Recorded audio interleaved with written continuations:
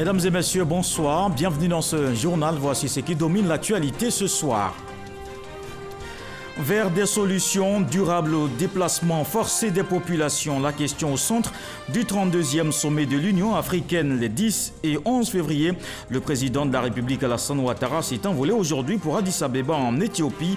Les chefs d'État vont aussi aborder la sécurité sur le continent et la réforme de l'UA. Cette chaîne de télévision, 2 bouquets disponibles, meilleure qualité de son et d'image. Le Premier ministre a inauguré aujourd'hui le Centre national de la télévision numérique. C'est un coup d'accélérateur au processus de libéralisation de l'espace audiovisuel. Amadou Koulibaly appelle au développement d'une nouvelle industrie.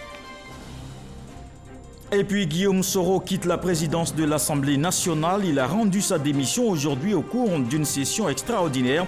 Il a fait l'annonce devant 245 députés. Guillaume Soro, député de Ferké, était depuis près de 7 ans à la tête de cette chambre du Parlement ivoirien. Le président de la République Alassane Ouattara s'est envolé aujourd'hui pour Addis Abeba en Éthiopie les 10 et 11 février et se tient le 32e sommet de l'Union africaine. Le président Alassane Ouattara va faire un rapport sur l'agenda 2063 en tant que champion du suivi de la mise en œuvre de ce programme. Le président de la République prendra part au 28e forum sur le mécanisme africain d'évaluation par les pairs et l'initiative Smart Africa. Le chef de l'État aura également des entretiens, notamment avec ses homologues. Ce sommet de l'Union africaine va aussi aborder les questions de sécurité, la réforme de l'UA, la zone de libre-échange, le déplacement forcé des populations au centre de cette rencontre d'Addis Abeba. Envoyé spécial à Ouattouré. Les travaux de la 32e session ordinaire de la conférence des chefs d'État et de gouvernement de l'Union africaine s'articulent autour du thème réfugiés, rapatriés et personnes déplacées vers des solutions durables au déplacement forcé en Afrique.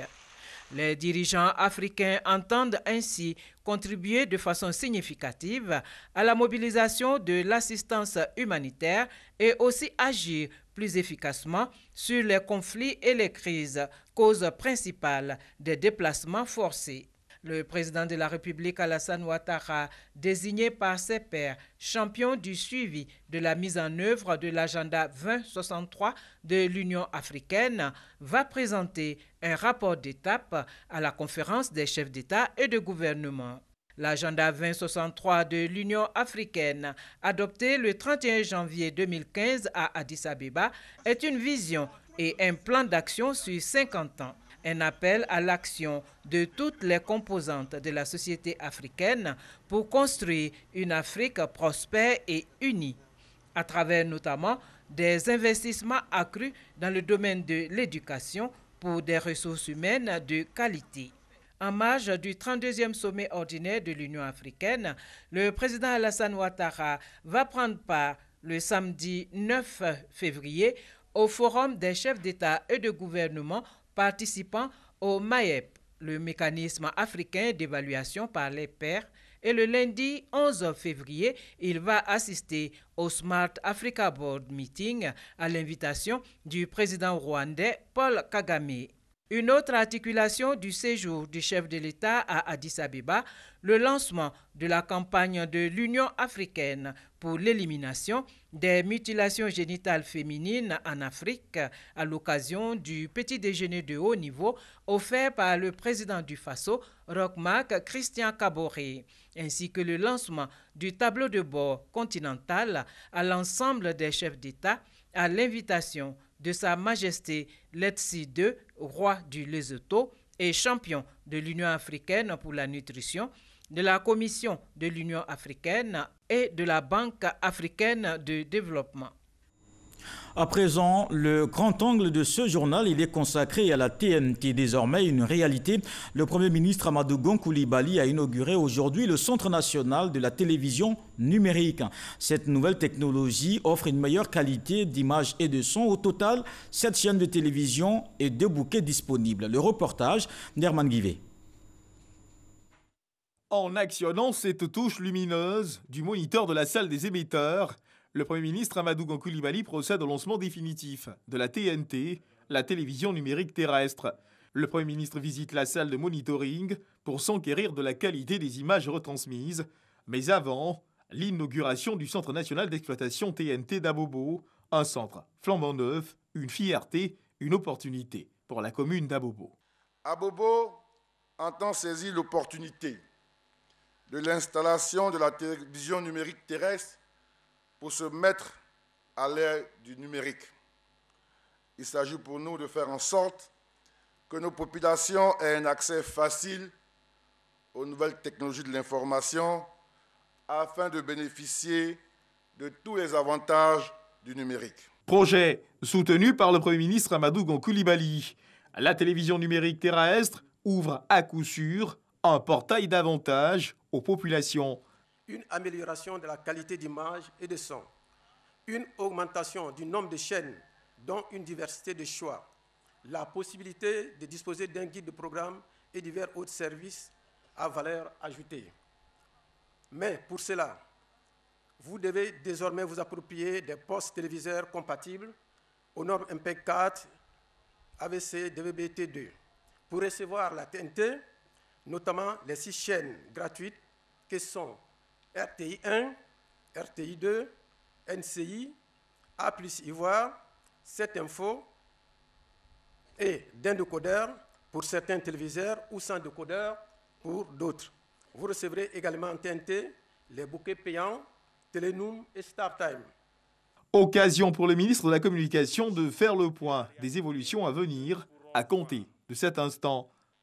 Monsieur le Premier ministre, notre pays vient donc de franchir une étape décisive dans sa quête de modernisation en se dotant d'un environnement conforme aux exigences techniques et économiques du secteur de la communication. Le Centre national d'exploitation est le premier jalon d'une lignée d'infrastructures qui permettront à la population de recevoir progressivement la télévision numérique terrestre sur toute l'étendue du territoire national. La migration entraînera l'arrêt du signal analogique utilisé pour recevoir les chaînes nationales. Bien entendu, l'extinction de ce signal se fera de manière progressive, de façon à ce qu'il n'y ait pas de rupture de service et les populations bénéficieront des mesures d'accompagnement leur permettant d'opérer des changements en toute quiétude. Ainsi donc, des actions de communication de proximité sont prévues pour accompagner les ménages à adopter la TNT. Monsieur le Premier ministre, je voudrais vous demander de bien vouloir traduire, au nom de la grande famille de la communication et des médias, notre reconnaissance au président de la République, son Excellence M. Alassane Ouattara, pour nous avoir offert ce joyau technologique dont l'ergonomie et les équipements répondent aux standards internationaux, un édifice qui permettra désormais de diffuser une multitude de chaînes de télévision, ouvrant encore plus notre espace audiovisuel. Le Premier ministre Amadou Gon Coulibaly s'est réjoui de cette action de lancement de la TNT et des immenses possibilités qu'elle offre aux populations. La télévision numérique terrestre, TNT, est désormais une réalité. En lançant aujourd'hui le signal, ce sont bientôt 7 chaînes de télévision d'accès libre et 2 bouquets accessibles par abonnement qui seront disponibles sur le réseau terrestre pour l'ensemble de nos concitoyens. Près de 30% des Ivoiriens peuvent désormais recevoir la TNT avec ce que nous faisons ce jour. Il sera environ 65% d'ici la fin de l'année, avec un objectif de 95 à 100% en 2020. À vous, chers éditeurs de programmes audiovisuels, l'État a déployé de nombreux moyens humains, techniques et financiers pour bâtir une infrastructure de pointe qui vous permettra de diffuser vos programmes vers les populations. À chacun d'entre vous, nous souhaitons plein succès, et ceci dans le respect des règles. L'État a fait sa part. Vous avez de votre côté le devoir de fournir localement des contenus attractifs et de créer des emplois pour les jeunes. Vous contribuerez ainsi pleinement à l'essor de cette nouvelle industrie pleine de potentialités et d'opportunités. Appelant les jeunes à se saisir des nombreuses opportunités d'emploi qu'offre la télévision numérique terrestre, le Premier ministre Amadou Gon Coulibaly a rappelé que ce projet est en symbiose avec l'état d'esprit d'une Côte d'Ivoire moderne, résolument tournée vers la création de valeurs et la pluralité d'expression. Le paysage audiovisuel ivoirien à l'ère de la TNT, c'est la société ivoirienne de télédiffusion qui permet la mise en œuvre du processus. La télévision numérique terrestre offre de nombreux avantages aux téléspectateurs. Son et images de qualité, quel autre avantage et surtout comment en bénéficier? Les réponses dans ce dossier de Serge Collier. C'est en août 2018 que le ministre de la Communication et des Médias a lancé les travaux de construction du réseau national de la TNT à l'ex-centre émetteur de la RTI à Abobo. 7 mois plus tard, la société ivoirienne de télédiffusion, dirigée par Adama Yeo, offre un bâtiment technique équipé de tous les dispositifs de migration de l'analogique vers la télévision numérique terrestre. Quand vous regardez ce bâtiment, c'est effectivement le centre nerveux de tout le système. C'est à partir de là que tout le reste va se déployer. La TNT, c'est une nouvelle technologie donc, qui vient nous donner en tout cas beaucoup d'avantages sur le plan image qualité, image et son. Deuxièmement, vous avez une multitude de choix de chaînes. La télévision numérique terrestre plonge de plein pied la Côte d'Ivoire dans le contexte de la libéralisation tant attendue du secteur.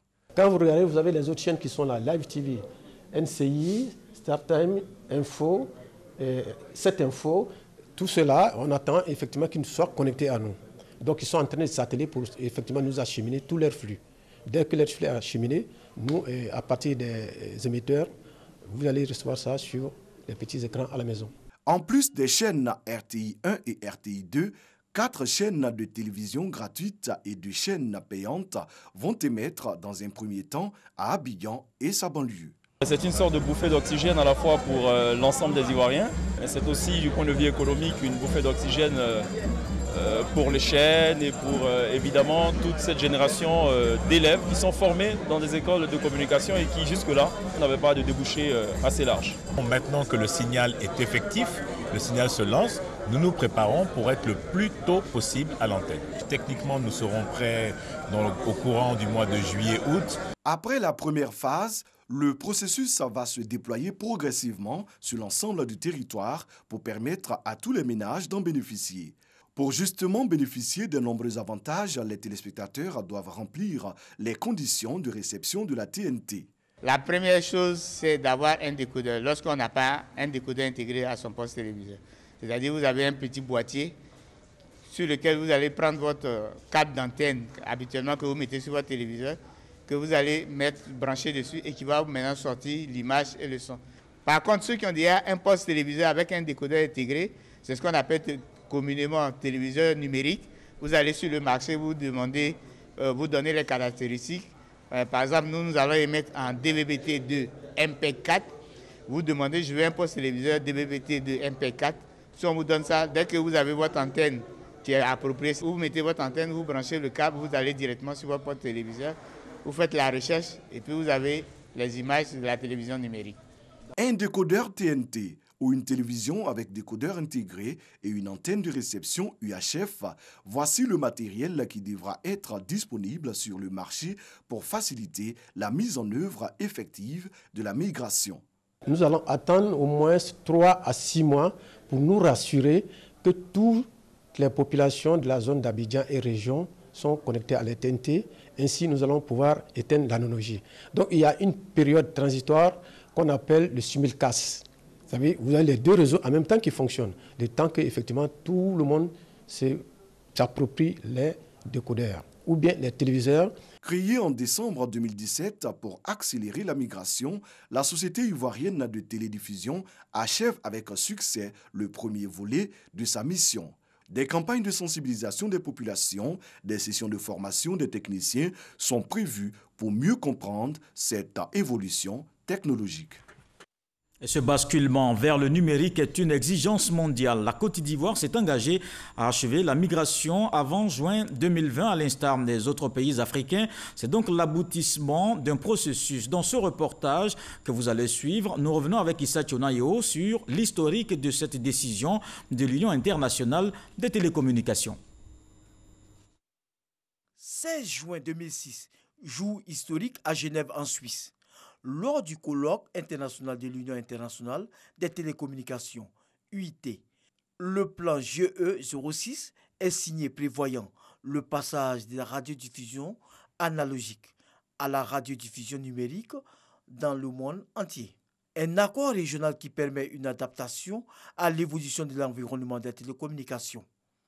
En Côte d'Ivoire, le 12 février 2010, un arrêté interministériel crée un groupe de travail. Ce groupe est installé le 14 décembre 2011 pour la préparation du pays au passage à l'audiovisuel numérique. À l'issue des travaux de ce groupe, la création d'un comité de pilotage, l'adoption de normes de diffusion et la mise en place d'une société de diffusion. Le 6 juin 2013, le comité de pilotage dénommé Comité national des migrations à la télévision numérique terrestre voit le jour. Son objectif, assurer la transition numérique à la Côte d'Ivoire. Une transition numérique censée prendre fin le 17 juin 2015, à l'instar des autres pays de l'UIT. Ce basculement numérique n'a pu se faire à la date indiquée à cause du retard constaté dans la mise en œuvre des recommandations du cahier des charges. Toutefois, un autre délai à la date du 17 juin 2020 a été donné au pays de l'UIT. Pour tenir cette nouvelle date, le comité de pilotage propose une révision de la loi de 2014 portant régime juridique de la communication audiovisuelle pour l'adapter à la TNT. Cette préoccupation est prise en compte effectivement dans la nouvelle loi portant régime juridique de la communication audiovisuelle du 27 décembre 2017. Début 2018, la télévision numérique terrestre prend forme avec l'institution, la Société ivoirienne des télédiffusions, IDT. Cette structure nouvellement créée lance un appel d'offres pour les intégrateurs en vue de la construction du réseau. Plusieurs mois après, différents sites deviennent opérationnels à Abidjan, Man, Korogo, San Pedro et Kounfao. Fin décembre 2018, la TNT est une réalité à Abidjan et ses environs. C'est nous les consommateurs qui serons satisfaits.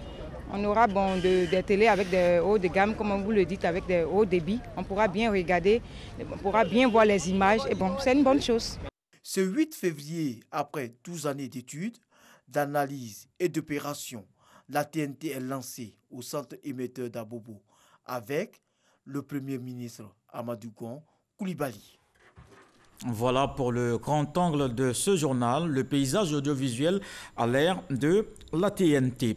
L'actualité, c'est aussi la démission de Guillaume Soro à la tête de l'Assemblée nationale. Le député de Ferkessé-Dougou l'a annoncé aujourd'hui au cours d'une session extraordinaire. Élu en 2012 président de l'Assemblée nationale et réélu en 2017, Guillaume Soro quitte le poste. Konaté Moussa. Guillaume Soro quitte la présidence de l'Assemblée nationale de Côte d'Ivoire. Il a annoncé sa démission de la tête de l'hémicycle ce vendredi 8 février devant les députés au cours d'une session extraordinaire. Chers collègues, à cet instant précis, je rends ma démission de mes fonctions de président de l'Assemblée nationale de Côte d'Ivoire. Me voilà ainsi donc ancien président de l'Assemblée nationale de Côte d'Ivoire. Chers collègues, je demeurerai avec vous pour continuer à travailler à l'édification d'une Côte d'Ivoire riche et prospère. Selon les textes de l'Assemblée nationale, il n'y a pas de doute quant à l'intérim du poste de président de l'institution en pareille situation. Les textes sont clairs. On a dit que l'intérim est assuré par le doyen d'âge des vice-présidents. Et le doyen d'âge des vice-présidents, c'est Diawara Mamadou, qui est le doyen d'âge des vice-présidents. Et on a jusqu'à 30 jours pour faire l'élection du prochain président de l'Assemblée nationale. Député de la circonscription de Ferkessé-Dougou, Guillaume Soro avait été élu président de l'Assemblée nationale en mars 2012, puis réélu en janvier 2017 pour un second mandat. À la fin de cette session extraordinaire, des députés ont réagi suite à cette démission de Guillaume Soro. Je vous propose quelques réactions. Sa démission n'est que consécutive à sa mise en retrait de la majorité représentative. Dans une assemblée nationale, c'est la majorité qui a le perchoir. Dès l'instant que M. Guillaume Soro ne se reconnaît plus dans la majorité, il va de soi qu'il démissionne. Le président de l'Assemblée nationale a pris ses responsabilités et il a dit qu'il préfère être cohérent avec sa conviction. Il n'y a pas mieux que ça et je pense que cette démission, nous avons tous compris. Lorsqu'on a été proposé à ce poste, en qualité de membre du groupe parlementaire RDR majoritaire, lequel parti décide de se fondre à un super parti, le RHDP, et qu'on estime de façon discrétionnaire que nos convictions nous empêchent de faire partie de ce parti politique, la conséquence et la cohérence voudraient que politiquement, qu'on puisse avoir du recul et démissionner. C'est ce que j'appelle satisfaire donc à une obligation de cohérence et de conséquence. L'Union européenne et la Côte d'Ivoire renforcent leur coopération. Le ministre des Affaires étrangères, Marcel Amontano, a reçu aujourd'hui une délégation du groupe de travail du Conseil de l'UE sur l'Afrique. L'Union européenne veut aider le pays à trouver des solutions aux problèmes de développement. Olivier Iriebi et Abou Sanogo. Une délégation du groupe de travail du Conseil de l'Union européenne sur l'Afrique en mission à Abidjan pour renforcer la coopération entre l'Union européenne et la Côte d'Ivoire. Les dossiers au Conseil de sécurité des Nations Unies et les défis sécuritaires dans la région du G5 Sahel au cœur des échanges. Les grandes priorités sont bien sûr les intérêts communs à nos deux continents et donc l'investissement, l'économie, la croissance, la création d'emplois, l'inclusivité des jeunes, des femmes dans nos sociétés, la sécurité dans le monde, la gestion commune des crises mondiales, les grands enjeux globaux. Le ministre des Affaires étrangères, Marcel Amontano, a réaffirmé l'engagement de la Côte d'Ivoire à assurer la présidence du Conseil de sécurité des Nations Unies, conformément à son mandat qui prend fin en décembre 2019.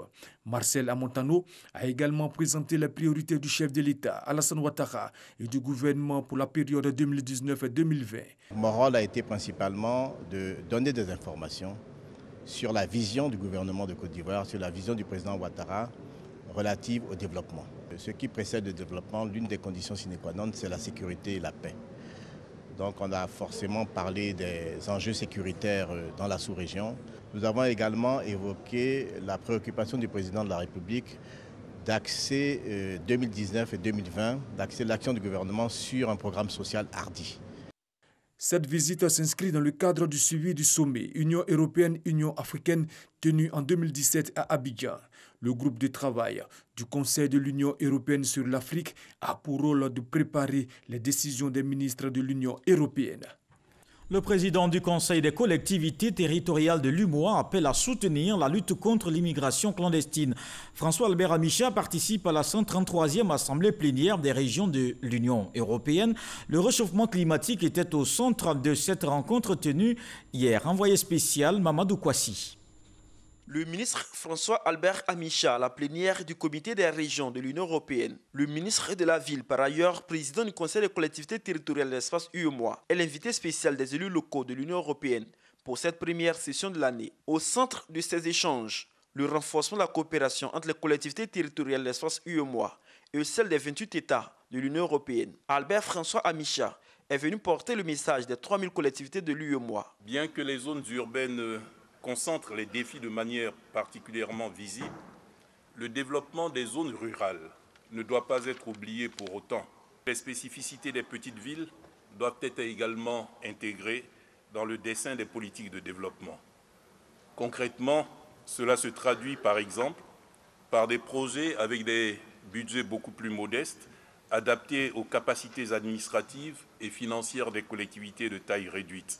Les échanges ont porté également sur les questions du climat et de l'immigration clandestine. Albert François Amicha souhaite une coopération gagnant-gagnant entre les différentes parties pour apporter des solutions à ces fléaux. L'emploi des jeunes, c'est ce qui peut fixer les forces sur le continent africain.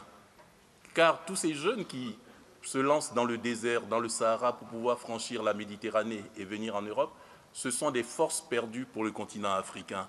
Et ce sont des forces qui ne serviront pas à grand-chose pour le continent européen. Donc il vaut mieux multiplier l'aide, mais pas l'aide au pays, c'est l'aide aux populations afin qu'elles puissent se développer. Et pour atteindre ces populations, ce sont les collectivités territoriales qu'il faut toucher. Et les collectivités, ce sont les élus locaux qui, par le principe de la proximité, de la subsidiarité, sont le plus proches des populations, sont les plus proches des femmes et des jeunes. Les élus locaux européens s'engagent à renforcer davantage cette coopération pour le bien-être des populations. Les objectifs de développement durable sont des objectifs qui sont globaux, l'intérêt de tout le monde.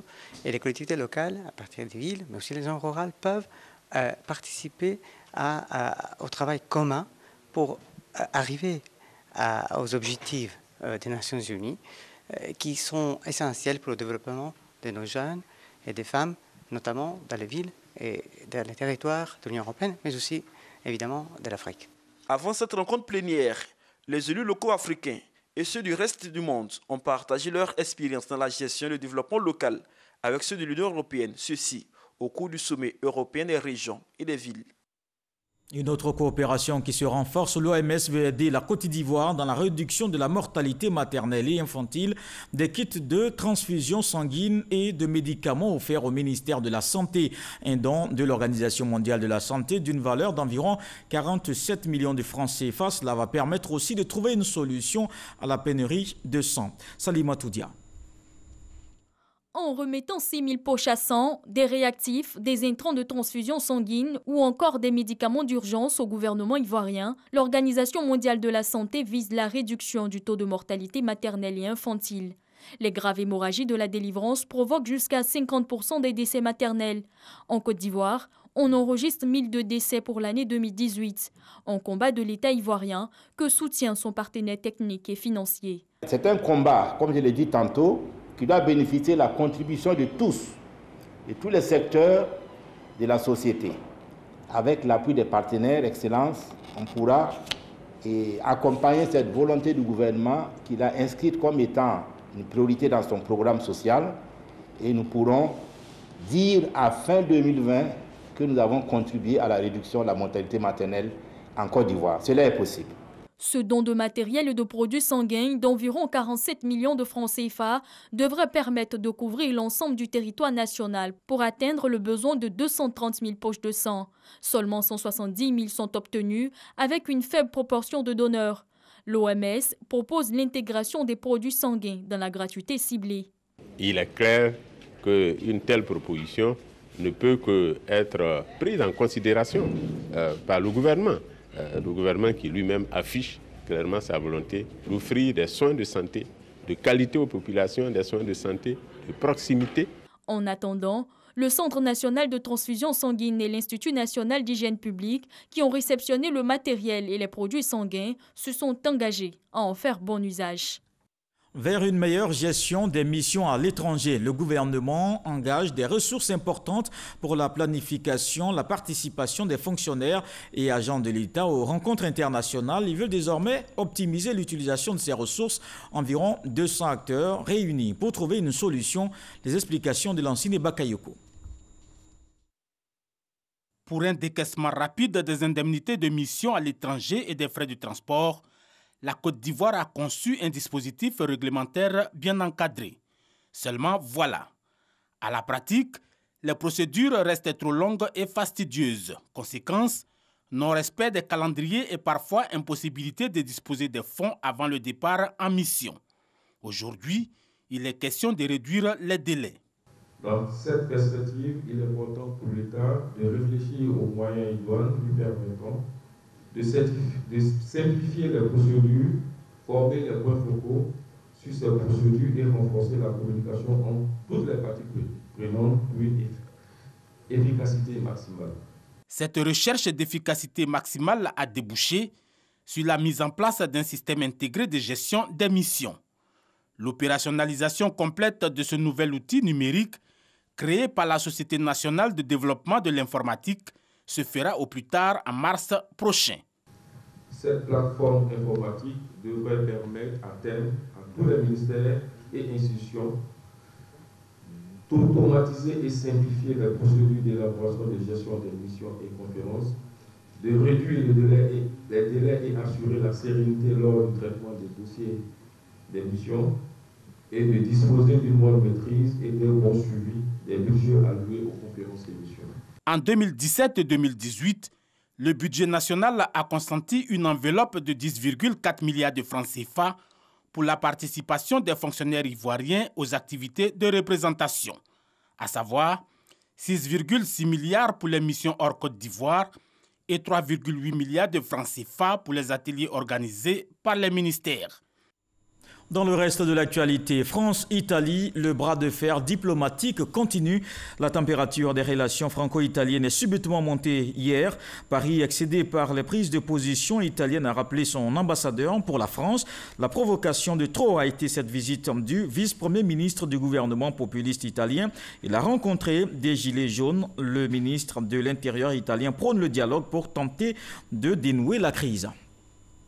Ce journal est terminé. Merci de l'avoir suivi. Je vous retrouve demain avec beaucoup de plaisir. Bonsoir.